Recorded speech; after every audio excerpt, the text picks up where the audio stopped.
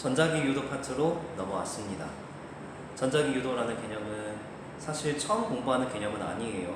여러분이 중학교 3학년 과학 시간에서부터 통합과 물리 파트, 그리고 물리학 1 시간에 이르기까지 거의 3년여 동안 끊임없이 다뤄왔던 물리 개념입니다.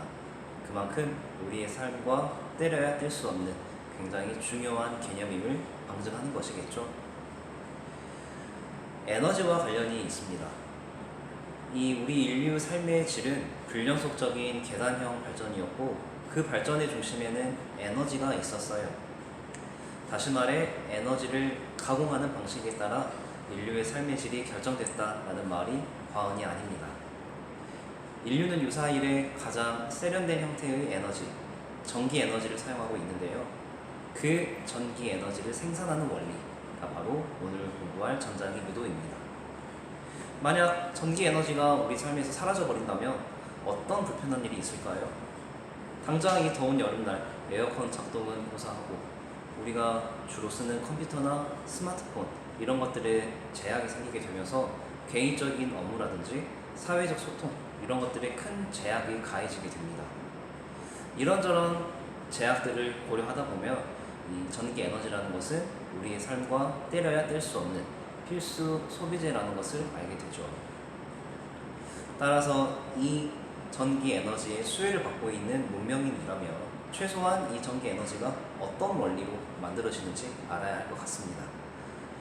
이 전자기 유도는 여러분이 익히 아시다시피 자기장에 의해서 전기 현상이 만들어지는 건데요.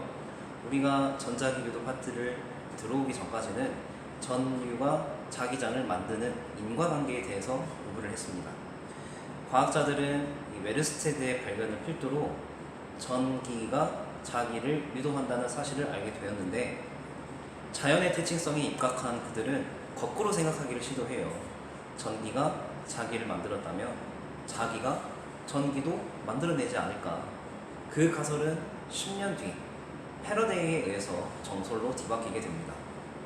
이 패러데이는 다음과 같은 실험 상황을 토대로 통찰을 떠올리게 돼요.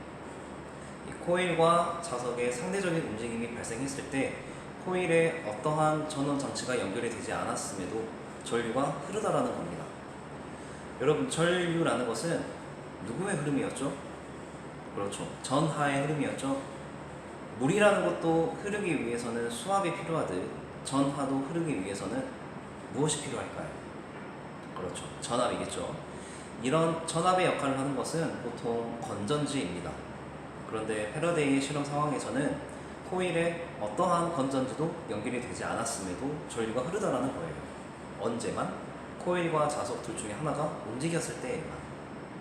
따라서 패러데이는 이 자석과 공간, 그 움직임, 이 자기장과 공간의 기하학적인 관계를 이용하여 건전지 대신에 전압 역할을 하는 무언가를 찾아내기를 시도합니다.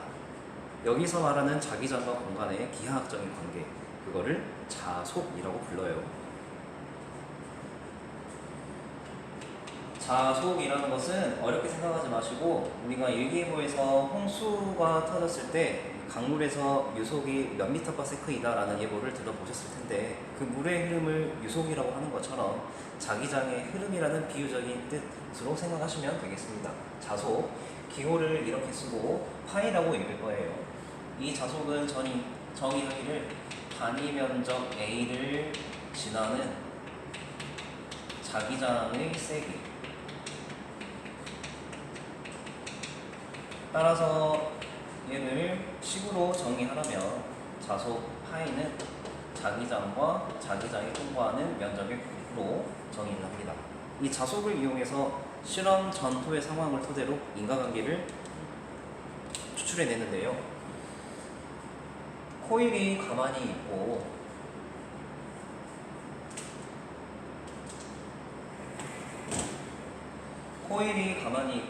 N극이 가까이 오는 상황을 볼게요. 이때 N극 주변에는 자기장이 형성이 되는데 자기장의 방향은 N극에서 나와서 S극으로 들어가는 방향이고 자석으로부터 멀어질수록 자기장이 약해지기 때문에 그 세기를 이렇게 자기력선의 공격이 벌어지고 있는 것으로 표현한다라는 거. 자기력선의 특징 공부했던 거 기억나죠? 그래서 처음에는 자기력선 4개 중에 코일의 면적을 통과하는 자기력선의 수가 2개밖에 없습니다. 근데 자기력선은 자기장의 세기와 관련도 있는 물리량이니까 여기 B라고 표현하고 면적은 A라고 표현할게요. 그런데 델타 T라는 시간이 흐르고 난 후에는 자석이 코일에 조금 더 가까워졌어요. 그 자석과 코일의 간격만 바뀌었을 뿐 나머지 모든 상황은 아까와 동일합니다. 다음과 같이 자기력선의 분포가 나타나는데 이 경우에는 같은 면적을 통과하는 자기력선의 수가 4개로 증가하게 돼요. 여러분, 같은 면적을 통과하는 자기력선의 수가 많아졌다는 건 그만큼 자기력선의 수가 빽빽히 밀집되어 있다는 거예요? 아니면 듬성듬성 있다는 거예요? 그렇죠. 빽빽히 있다는 거죠. 그리고 자기력선의 간격이 빽빽할수록 밀집되어 있을수록 자기장의 세기는 강해진다고 했습니까? 약해진다고 했습니까? 그렇죠. 강해진다고 했죠. 따라서 처음에는 면적 A를 통과하는 자기장의 세기가 이만큼이라서 자석의 크기가 이렇게 정의되었다면 델타 T라는 시간이 흐르고 난 이후에는 같은 면적 A를 통과하는 자기장의 세기가 이만큼 커졌기 때문에 자석이 이렇게 커졌다. 결국 시간 델타 T 동안 변하게 된 물리량, 이 자석의 변화. 선생님이 그린 상황은 코일이 가만히 있고 자석이 움직이는 경우지만 반대로 자석이 가만히 있고 코일이 이렇게 왔다 갔다 움직여도 자석의 변화가 된다는 건 같습니다. 그리고 자석과 코일 둘 중에 모두 다 가만히 있는 경우에는 전류가 흐르지 않아요. 그 말은 자석과 코일, 이 상대적인 움직임에 따라 발생하는 시간에 따른 자석의 변화율, 이게 유의미할 때에만 전류가 흐른다. 결국 이 시간에 따른 자석의 변화율이 전압의 역할을 하는 것이다 라는 거고, 그때 전압을 유도 기전력이라고 합니다.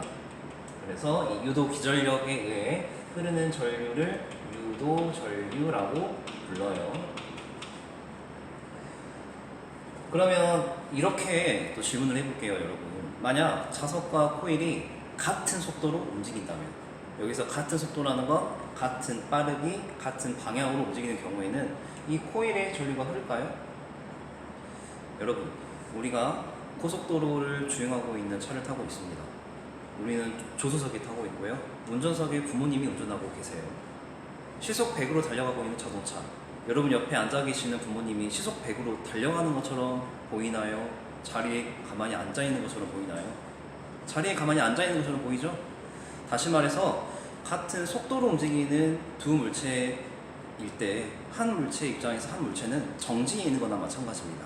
따라서 자석과 코일이 움직이되 상대적인 움직임이 있어야만 이 시간에 따른 자석의 변화가 유의미해지는 거예요.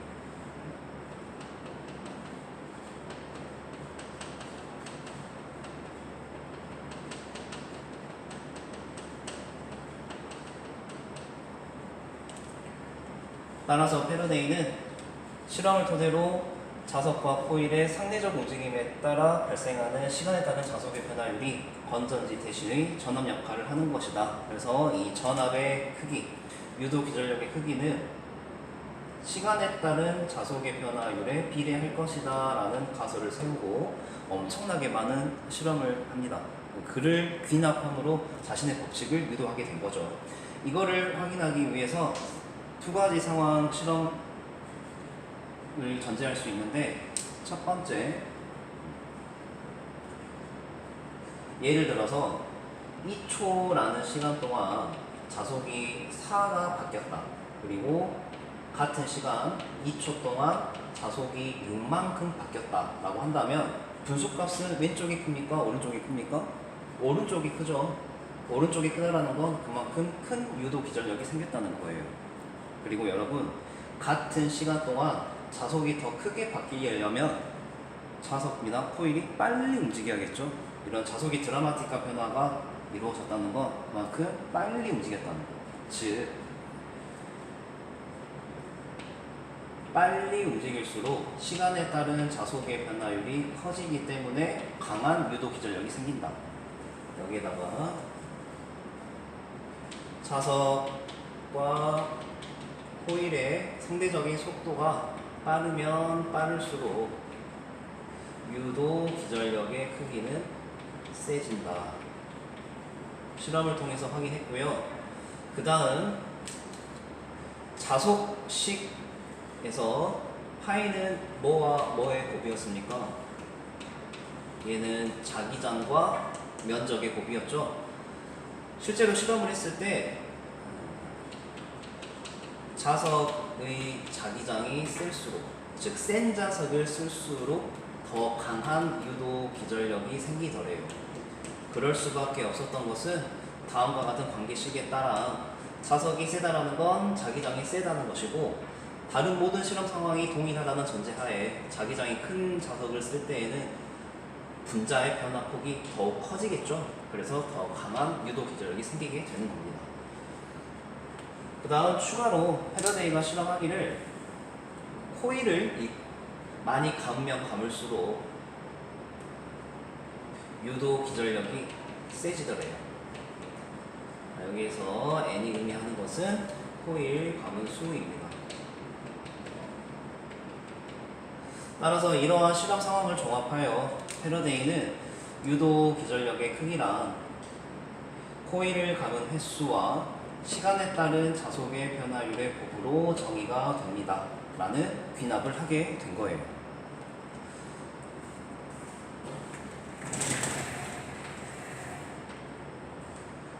그런데 실험을 해봤더니 하나 더 이상한 상황이 관찰이 된 겁니다. 자석을 코일에 가까이 할 때와 코일에서 뺄 때 흐르는 전류 방향이 반대였다는 거. 이를 설명하는 건 바로 유도 기절력의 방향과 관련되어 있는 내용입니다. 우리가 역학 시간에 공부했던 물체의 운동 습성, 운동하려는 물체는 계속 운동하려고 하고 정지하는 물체는 계속 정지하려고 하는, 이걸 물체의 무엇이라 불렀나요? 그렇죠, 관성. 이 관성이라는 것은 자연의 진리이기 때문에 우리가 지금 공부하고 있는 전자기 상황에서도 유효합니다. 즉 전자기적 관성에 따른 방향이 결정이 된다라고 머릿속에 염두에 두시고 내용 따라오시면 될 것 같아요. 만약 N극이 가까이 오고 있다고 해봅시다. N극이 가까이 오면 여러분 관성이라는 단어의 키워드는 운동하려고 하는 애는 계속 운동하려고 하고 정지해 있는 애는 계속 정지하려고 하는 건 자신의 운동 상태를 유지하려는, 다시 말해 변화를 거부하려는 성향에 가깝죠. 이 변화 거부라는 키워드 염두하시면서 대답하시면 되겠습니다. N극이 가까이 오면 가까이 오는 N극을 거부하는 거예요. 그러면 이 N극을 거부하기 위해서는 이 코일이 하나의 자석이 돼야 합니다. 얘가 자기력을 받으려면 얘가 자성을 띄워야죠. 그럼 얘가 자기장을 띄려면 이 코일에는 필연적으로 전류가 흘러야만 해요. 그렇죠? 그리고 이 전류가 흐르기 위해서는 이 코일에 전압이 걸려야 됩니다. 그때 걸리게 되는 전압이 바로 유도 기절력이고, 그 유도 기절력의 방향은 이 자석의 움직임을 방해하는 방향으로 결정이 됩니다. 이를 한 부호로 표현한 것을 렌츠 법칙이라 하면 다음과 같이 전자기 유도에 의해서 발생하는 전압의 크기는 코일의 감은 횟수와 시간의 자속 변화율의 곱으로 정의가 되지만 그 전압의 방향은 자속의 변화를 방해하는 방향입니다 라고 이렇게 마이너스라는 구호로 표현한 것을 렌츠가 했기 때문에 이를 렌츠 법칙이라 부르는 거예요. 그러면 보겠습니다. 여기 N극이 가까이 오면 N극을 거부하기 위해서 코일의 윗면이 N극이 되고 아래쪽이 S극이 돼요. 그러면 이 경우에 코일에 생기는 자기장 방향은 윗방향입니까? 아랫방향입니까? 그렇죠. 윗방향으로 자기장이 발생하게 되면 이 자기장을 만드는 전류 방향, 여러분이 오른손을 이용해서 오른손의 엄지손가락 자기장 방향 세팅하고 그때 감기는 내 손가락의 방향으로 전류가 흐르는 거예요. 따라서 저항 쪽의 전류가 윗방향으로 흐르게 됩니다. 반대로 N극이 멀어지는 경우에는, 멀어지고 있는 N극을 거부하기 위해서는 잡아당겨야겠죠. 코일의 윗면이 S극이 되고 자동으로 아래가 N극이 되며 자기장 방향은 아랫방향으로, 따라서 이 자기장 만드는 전류 방향은 이 방향으로 흐릅니다. 따라서 저항 쪽의 전류가 아랫 방향으로 흐르게 돼요. 이처럼 자석이 움직이는 방향이 어떠한지에 따라 전류가 흐르는 방향이 달리 결정이 된다.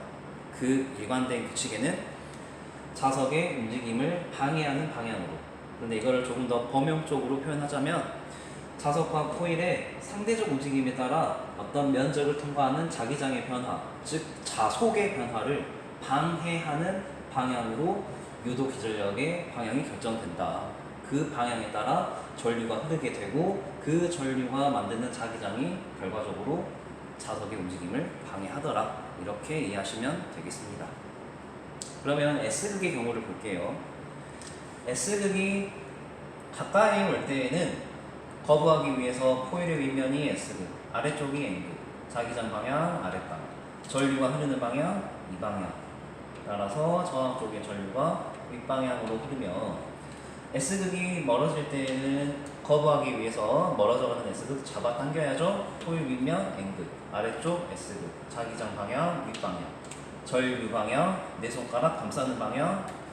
따라서 저항 쪽의 전류가 아랫방향으로 흐르게 됩니다. 반대로 썼네요. 선생님이 이거 아래로 내려가는 방향이고 파란색이 위로 올라가는 방향이에요. 이렇게 렌츠 법칙으로 유도 기전력의 방향이 결정된다는 것까지 했는데, 이 렌츠 법칙이 단순히 유도 기전력의 방향을 결정해주는 것으로만 끝나지는 않습니다. 굉장히 심오한 의미를 가지고 있는데요. 그건 바로 이 에너지 보조 법칙이에요. 예를 들어서 코일로 된 터널을 자석이 통과하는 상황이라고 가정을 합시다. 이때 모든 마찰 공기저항은 없다라고 가정할게요. 그때 코일을 향해서 가까이 가는 지점의 속도를 V라고 하고, 코일을 통과하고 난 뒤에 멀어져가는 이미 지점에서의 속도를 V'이라고 할게요. 이때 이 속도의 대속 관계, V가 더 클까, V'이 더 클까, 또는 둘 다 같을까? 그 셋 중에 답은 하나입니다. 바로 V가 V'보다 더 커요. 그 이유를 보자는 건데, 파란색 지점일 때에는 N극이 코일에 가까워지고 있는 순간입니다. 따라서 가까이 오는 N극을 거부하기 위해 코일의 왼쪽이 N극이 돼요. 그래서 오른쪽이 S극이 돼요. 됐죠? 그래서 이 자석은 코일로부터 힘을, 청력을 받기 때문에 왼쪽으로 받습니다. 그리고 이 지점은 S극이 코일로부터 멀어지고 있는 순간이기 때문에 멀어지는 S극을 잡아야겠죠? 거부하니까. 그래서 이때는 오른쪽이 N극이 되고 왼쪽이 S극이 돼요.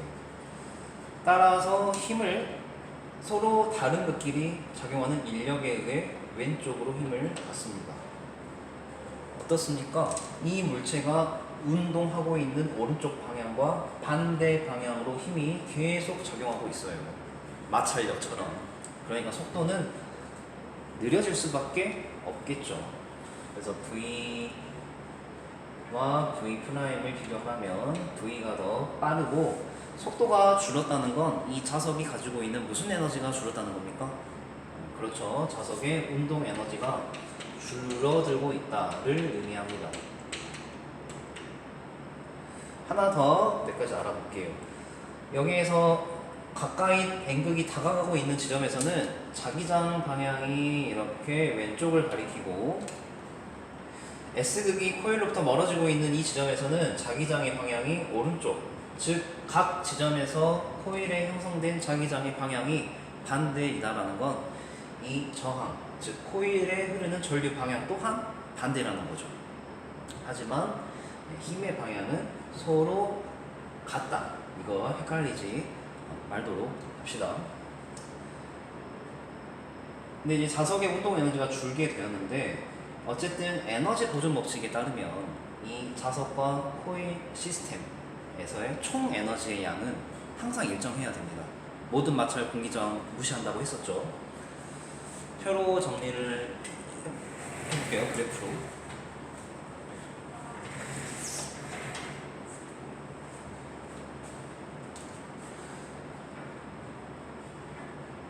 일단 뭐 포텐셜 에너지를 비롯한 모든 에너지를 다 무시하고 자석에 운동 에너지만 있다고 해봅시다. 처음에는 자석의 속도에 따른 운동 에너지가 곧 자석과 코일 시스템의 전체 에너지였다고 가정할게요. 하얀색으로 체크한 이 막대 그래프가 자석의 운동 에너지이고 이게 총 에너지였습니다. 그런데 자석이 코일을 통과하면서 속도가 느려질 수밖에 없다. 그 말은 운동 에너지가 이렇게 줄어들었다는 거예요. 그런데 에너지 보존 법칙에 따르면 에너지의 총량은 지켜져야 된다. 즉 운동 에너지가 줄어든 만큼의 빈자리를 또 다른 에너지가 채워주어야 에너지 보존 법칙이 만족된다는 거죠. 이제 그 에너지의 정체가 무엇이냐? 자석이 코일 근처에서 움직이게 되면 새로 생겨난 것은 이 흐르는 전류가 만드는 자기장, 전류와 자기장, 즉 전기와 자기, 전자기 에너지가 생긴 겁니다.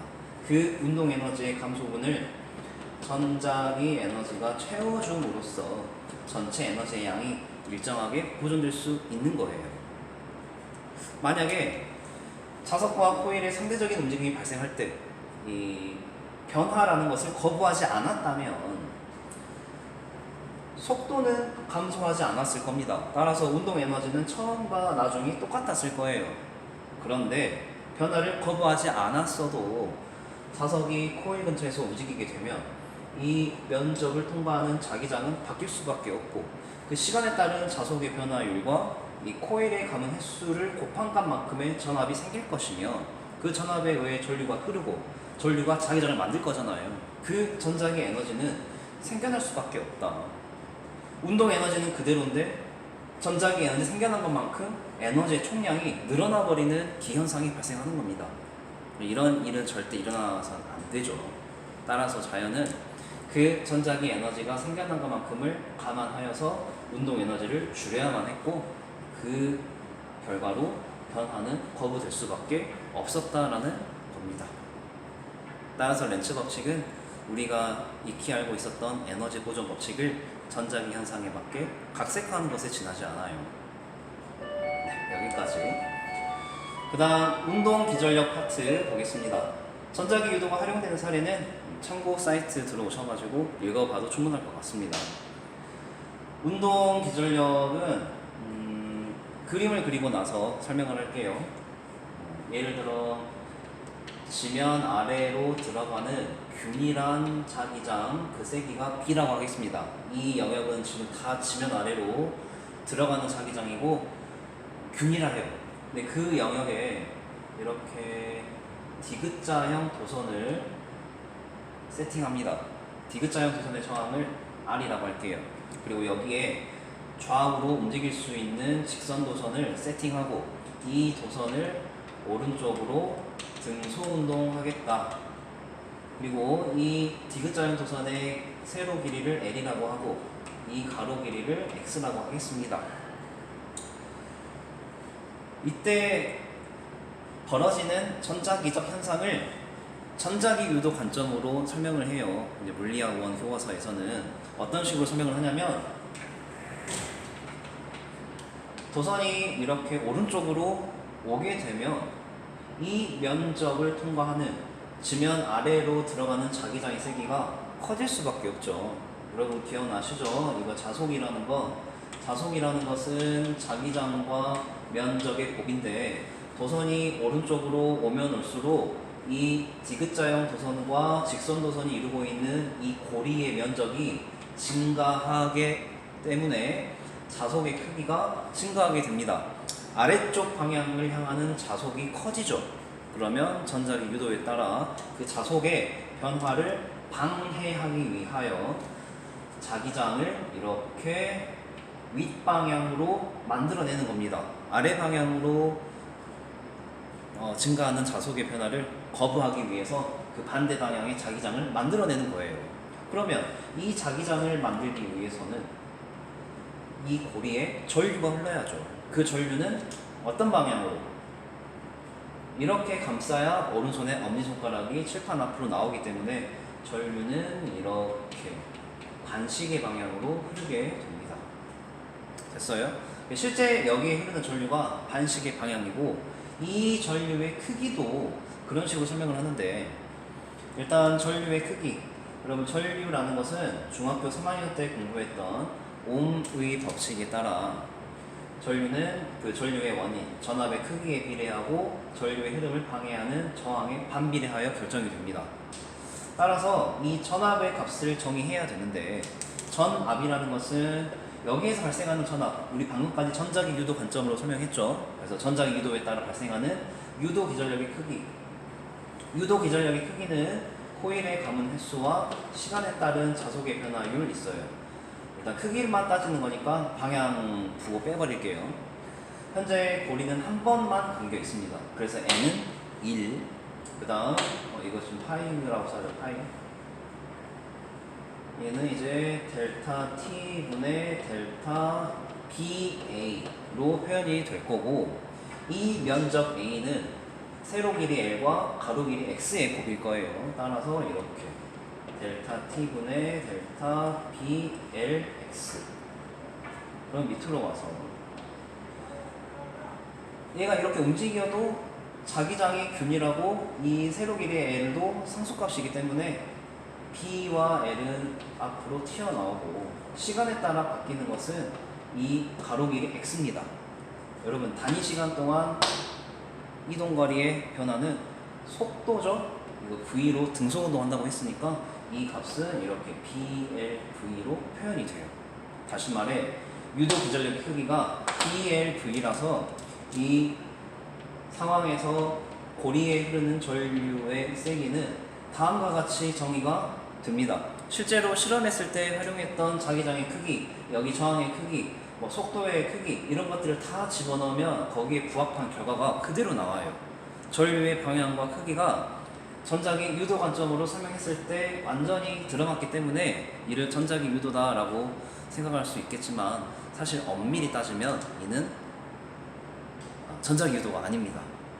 사실 여기 전류가 흐르게 하는 원인은 전자기 유도에 따른 유도 기전력이 아니고 운동 기전력 때문에 발생하는 거예요. 운동 기전력은 로렌츠 힘이라고, 이 전류가 흐르는 도선이 어떤 자기장 영역에 있을 때 그 도선이 받는 전자기력의 일종인데요. 그렇게 설명을 해야만 합니다. 유도 기전력과 운동 기전력은 엄연히 달라요. 그런데 이를 전자기 유도 관점으로 설명하여도 아무 문제가 없기 때문에 이렇게 설명을 하는 겁니다. 아시겠죠? 오늘 공부한 내용 전체 내용 정리하겠습니다.